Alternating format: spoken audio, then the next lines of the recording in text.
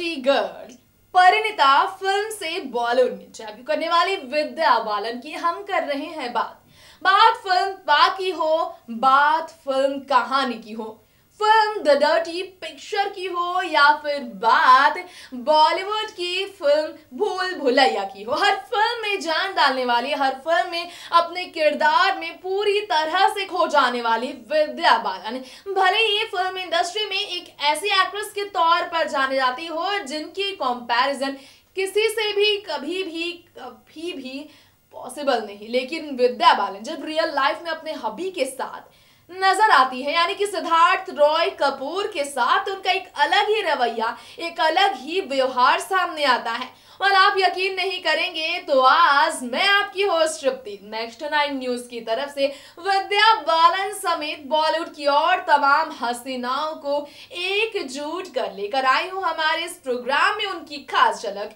जानेंगे हम विद्या अपने हबी के सामने एक नया राज खोलते आई है, लेकिन किस मौके पर, आइए देखते हैं जरा उस खास मौके की इस खास झलक को। और आधी रात जब एक खास इवनिंग से बाहर निकली विद्या बालन अपने हस्बैंड के सामने, तो वहां तमाम सेलिब्रिटीज नजर आए और सबके बीच उनसे भी किया गया सवाल। दरअसल ये मौका था कवि सम्मेलन का, जी हाँ, एन इनफॉर्मल इवनिंग, जहां पर बॉयट कैफे आजमी ने काफी ज्यादा शानदार ऑर्गेनाइज किया था फंक्शन। बता दें, इस मौके पर विद्या बालन जब नजर आई तो वहां उन्होंने अपनी बात रखी, तो वहीं इसके साथ उनके हस्बैंड सिद्धार्थ रॉय कपूर भी नजर आए, जो कि बोलते बोलते चुप हो गए। वह उनके बड़प्पन ने जीता सबका दिल जब वहां उनके बोलने पर मीडिया की तरफ से काफी ज्यादा शोर हुआ और माइक ऊपर नीचे होने की वजह से उन्हें बोलने में परेशानी का सामना करना पड़ा, लेकिन फिर भी उन्होंने अपनी बड़प्पन दिखाई और चुप होकर उन्होंने इंतजार किया। और आपको बता दें, हम यहाँ विद्या बालन के सामने मीडिया वालों का थोड़ा ज्यादा ही जोर शोर हुआ, लेकिन विद्या काफी हंसती नजर आई। यहाँ पर शबाना आजमी से लेकर जावेद अख्तर सबने बात की है, अदिति राव हाजरी ने भी अपनी बात रखी। तो आइए उस खास मौके से आपको रूबरू कराते हैं। साल नीचे सब नीचे लो यार, बूम नीचे लो, बूम। अरे यार नीचे लो, बूम यार। तन्वी जी ने बहुत अच्छा रहा। हर साल वो इनवाइट करते हैं, मैं अभी तक आ नहीं पाई थी, so this year I am very excited that I could come and I hope it's a tradition that I'm able to follow.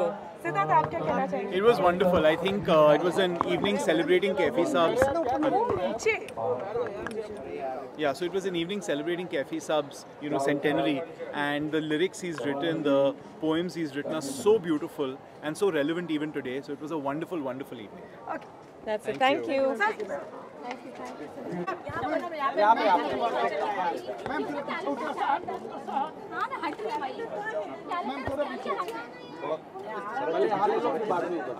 आगे आएगा तो कैसे काम चलेगा? सब पीछे आ जाते नीचे कैसे बीच में बता।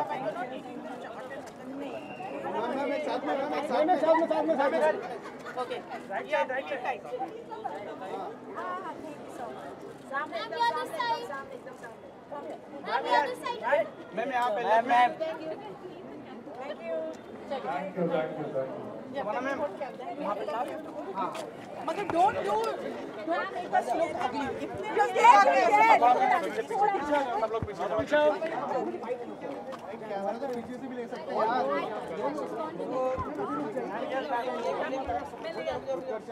फोटो नहीं हुआ मेरे अब्बा मैं जाऊँ उधर। You come here, Shabana. Don't go so far. Thank you. Thank you very much. आगे एक और ले लो। तो फोटो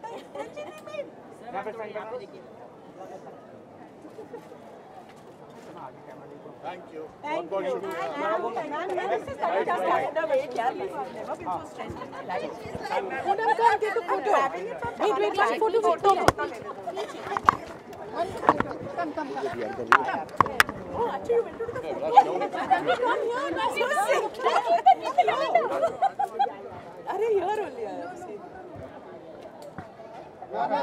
किधर है? आ जाइए।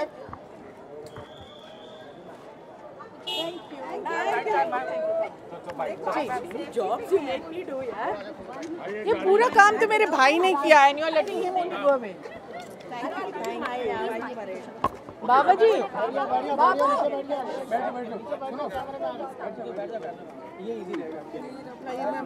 तन्वी come here, मेरी जान। जी पूछिए। Come closer. Come here closer. Come closer. Okay. जी। आज की with Tanvi come here. There. बस here because they must get you. Okay. Yeah. Okay ma'am, आज की शाम के बारे में बताइए, क्या कहना चाहेंगे? बहुत ही स्पेशल शाम थी और कैसा रहा आज का? बहुत ही उम्दा, बहुत ही खूबसूरत। ये शाम एक्चुअली बाबा कई साल से करते आ रहे हैं यहाँ जानकी कुटीर में, जो कैफी साहब का घर है, शौकत का घर है। और इस तरह से हम जो यहाँ इतनी सारी यादें वाबस्ता हैं हमारी, इतने बड़े बड़े कलाकार यहाँ आए हैं, यू नो दिस। हाँ चलिए जावेद साहब भी, आप भी कुछ कहिए। जावेद साहब कुछ कहिए शाम के बारे में, कुछ कहिए ना। आप इधर आइए ना। एक सेकंड मेरे भाई, रुको।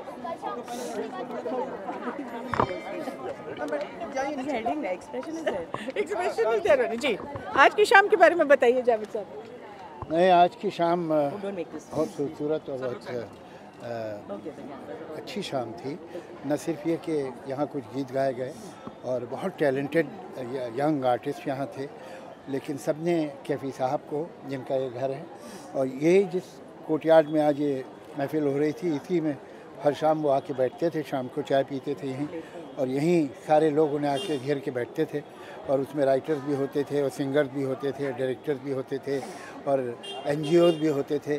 तरह तरह की बहसें भी यहाँ होती थी, और तरह तरह के गीत भी सुनाए जाते थे, और तरह तरह की शायरी भी होती थी। तो इस आंगन को आज फिर ऐसी आवाज़ें सुनाई दी हैं जो यहाँ अक्सर सुनाई देती थी। और बहुत खुशी की बात है कि उनके बच्चों ने, बाबा ने और शबाना ने इस ट्रेडिशन को ज़िंदा रखा है। इस घर की हर एक ईंट जो है वो कैफी साहब की याद दिलाती है। और बहुत खूबसूरत शाम थी, बहुत खूबसूरत बातें हुई, और लोगों के दिलों में जो मोहब्बत है कैफी साहब के लिए, वो बहुत दिखाई दे रही थी। साथ ही मैं ये भी जानना चाहिए, कितनी सारी यादें जो है वो ताज़ा हुई आज की शाम की वजह से। अब मैं गिनती तो नहीं बता सकता आपको कि, लेकिन जाहिर है कि पूरी शाम उन्हीं की बातें हुई, उन्हीं को याद किया लोगों ने, और उनके खूबसूरत गीत सुनाए गए, उनकी बातें भी हुई, उनकी शायरी भी सुनाई गई, तो उनके बारे में भी लोगों ने बड़ी अच्छी बातें कही। ओके, आज की शाम सर कोई ऐसी बात कोई कैफी साहब की जो आपको हमेशा याद आती हो, जो हर वक्त आपके जहन में रहती हो, जो उन्होंने आपसे कभी? उनकी एक बात नहीं, उनकी बहुत सारी बातें मेरे जहन में हैं, और उसकी वजह ये है कि मैंने तो जब शायरी शुरू की थी तो चंद लोग जिन्हें मैं सुनाता था, उनमें से एक कैफी साहब थे, एक डॉक्टर राही मासूम रज़ा थे, एक डॉक्टर धर्मवीर थे, एक डॉक्टर बच्चन थे। 4 लोग थे जो खुद पोइट्स थे। तो इनको मैं बिल्कुल जब शुरू मैंने की थी शायरी, उन्हें सुनाता था, तो उन लोग की जो राय थी, जैसे कैफी साहब जो मुझे राय देते थे, और वो राय बहुत आहिस्तगी से देते थे। ये नहीं बोलते तुमने ये गलती की है, वो कहे ये ज़रा देख लेना, ऐसे करके कैजुअली बोलते थे। और तो उनसे बहुत सी बातें सीखी हैं और सुनी हैं, और उनका सेंस ऑफ ह्यूमर भी उनका देखा है, उनकी डिग्निटी भी देखी है। और एक बात जो मैं कई बार लोगों से कहता हूँ कि आप एक आदमी को जानना है तो या तो 14 बरस उसके साथ रहिए, या उसके साथ सफ़र कीजिए, या उसे गुस्से में देखिए। गुस्से में आदमी की जो असलियत है, जो उसका लेवल है, जो उसकी सतह है, जिस सतर का आदमी है वो मालूम हो जाता है। मैंने कैफी साहब को एक दफ़ा बहुत गुस्से में देखा था, और यहीं इसी घर में बाहर जो बरांडा है उसमें कोई साहब थे जो ज़रा नामुनासिब बात कर रहे थे। तो कैफी साहब ने आहिस्ता से उन्हें मना किया, तो वो बड़े एग्रेसिव थे, और कैफी साहब का चेहरा गुस्से से सुर्ख था। तो उन्होंने कहा साहब ऐसी बात है तो मैं तो यहाँ से चला जाता हूँ। तो कैफी साहब ने उनसे ये नहीं कहा कि गेट आउट फ्रॉम हियर, या चले जाओ यहाँ से। कैफी साहब ने कहा जैसा आप मुनासिब समझें। तो मैं इस बात से बड़ा इम्प्रेस हूँ कि एक इंसान जो इतने गुस्से में है, वो इस वक्त ये कह रहा है जैसा आप मुनासिब समझें। ये तहजीब, अगर कल्चर आपकी हड्डियों के अंदर होगा ना, तब आप में ये तमीज़ आएगी, वरना गुस्से में आदमी सारे मैनर्स भूल जाता है। तो मैं इस बात से बहुत मुतासिर हुआ और मैंने याद रखा कि कितना भी गुस्सा हो, आदमी को तहज़ीब का दामन नहीं छोड़ना चाहिए। ओके जावेद जी, आपसे आपसे एक चीज़ और जानना चाहेंगे, बात हो चुकी है तो कंटेंट के रिलेटेड हम जानना चाहेंगे कि अभी फिलहाल में जो है इंडियन न्यूज़ आ रही है कि इंडियन टेलीविज़न के जो कंटेंट है उन्हें बैन करना चाहिए हमारी पड़ोसी मुल्क से, ये कहते हुए कि वो हमारे कल्चर को कहीं ना कहीं डैमेज कर रहा है, तो इस पर आप क्या कहना चाहेंगे? हमारा कल्चर कौन डैमेज कर रहा है? नहीं सर, पड़ोसी मुल्क का ये कहना है कि मतलब हमारे जो टेलीविजन के कंटेंट्स हैं जो वहाँ दिखाया जाता है सर डैमेज वहाँ पे जो हमारा इंडियन कंटेंट जो दिखाया जाता है, हमारे टीवी शोज़ वगैरह जो पाकिस्तान में दिखाए जाते हैं, उनको लेके वहाँ पे लोगों को आपत्ति है और वो रिस्ट्रिक्ट कर दिया दिखाना। तो उनको कहता है कि उनका कहना है कि ये उनके कल्चर को डैमेज करता है। नहीं, ये सब बिल्कुल गलत बातें हैं और ये ना उधर से होनी चाहिए ना इधर से। वहाँ के इतने अच्छे टीवी सीरियल्स वगैरह जो होते हैं यहाँ पर टेलीकास्ट होने चाहिए, जहाँ होते हैं नहीं होते, होने चाहिए। और जो हमारे अच्छे प्रोग्राम हैं, टीवी प्रोग्राम, वहाँ होने चाहिए। कौन सा कल्चर डैमेज हो जाता है? ना हमारा कल्चर डैमेज हो सकता है, ना उनका कल्चर डैमेज हो सकता है। और ये जो है हाँ कहिए सर, हमारे जो शोज़ वगैरह उनको आपको लगता है कहीं ना कहीं वो इम्पैक्ट कर सकते हैं किसी कल्चर? अरे भाई, ये सब कहने वाली बातें होती हैं, ये हर तरफ से होती हैं। यहाँ पर गुलाम अली को गाने नहीं देते, कहीं किसी को कुछ होता है कि कुछ, वहाँ भी करते हैं। आज तक लता मंगेशकर कभी वहाँ नहीं गई, आशा भोसले वहाँ नहीं गई। यहाँ पर अब पाकिस्तानी आर्टिस्टों के ख़िलाफ़ बात करते हैं बहुत सारे लोग, ये गलत है। जहाँ तक आर्ट का ताल्लुक़ है, कल्चर का ताल्लुक़ है, चाहे वहाँ के लोग हों चाहे यहाँ के लोग हों, पूरा रास्ता खुला होना चाहिए। बहुत सही बात sir.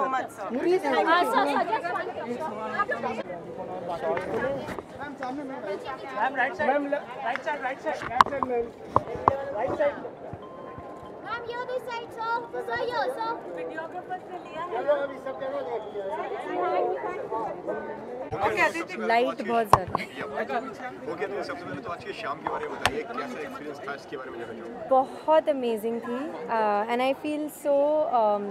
I feel so happy that I was in town and that I could come.